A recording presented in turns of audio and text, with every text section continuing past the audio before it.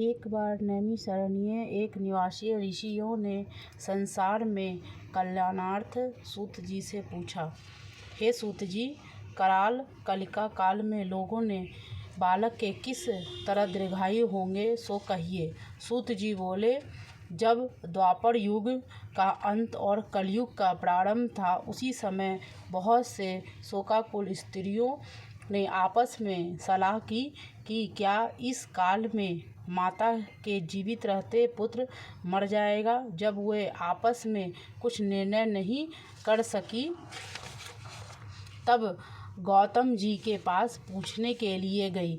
जब उनके पास पहुंची, उस समय गौतम जी आनंद के साथ में बैठे थे। उनके सामने जाकर उन्होंने मस्तक झुकाकर प्रणाम किया। तदंतर स्त्रियों ने पूछा, हे प्रभु, इस कलयुग में लोगों के पुत्र किस तरह जीवित रहेंगे? इसके लिए कोई व्रत या तप हो तो कृपा करके बतलाइए। इस तरह उनकी बात सुनकर गौतम जी बोले, आपसे मैं वही बात कहूँगा जो मैंने पहले से सुन रखा है। गौतम जी ने कहा, जब महाभारत युद्ध का अंत हो गया और द्रोणपुत्र अश्वत्थामा के द्वारा अपने बेटों को मारा देखकर सब पांडव बड़े दुखी हुए, तो पुत्र के शोक से व्याकुल होकर द्रौपदी अपनी सखियों के साथ में ब्राह्मण श्रेष्ठ धौम्य के पास गई और उसने धौम्य से कहा, हे विप्रद, कौन सा उपाय करने से बच्चे दीर्घायु हो सकते हैं? यह आप कृपा करके ठीक कहिए।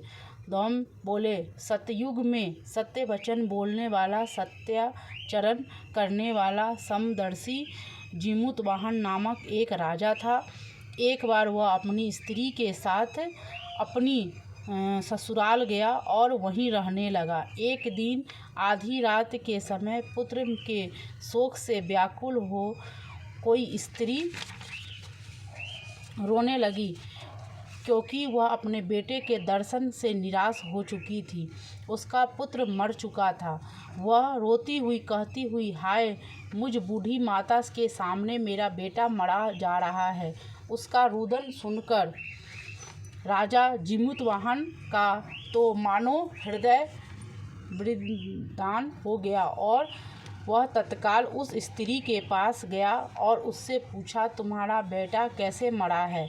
बूढ़ी ने कहा, गरुड़ प्रतिदिन आकर गांव के लड़कों को खा जाता है।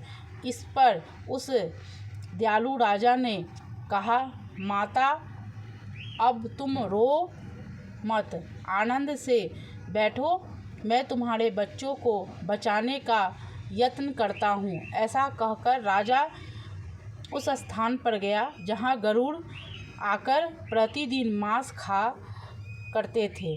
उसी समय गरुड़ भी उस पर टूट पड़ा और मांस खाने लगा। तब अतिशय तेजस्वी गरुड़ ने कहा, राजा का बायां अडंग खा लिया। तो झटपट राजा ने अपनी दाहिना अंग भी फेर कर गरुड़ के सामने कर दिया। यह देखकर गरुड़ जी ने कहा, तुम कोई देवता हो? कौन हो तुम? मनुष्य तो नहीं जान पड़ते। अच्छा, अपना जन्म और कुल बताओ।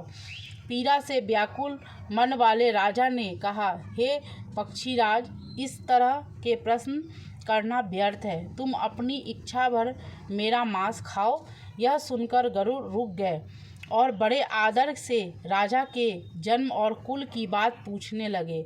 राजा ने कहा, मेरी माता का नाम है शव्या और मेरे पिता का नाम शालिवाहन है। सूर्यवंश में मेरा जन्म हुआ है और जिमुतवाहन मेरा नाम है।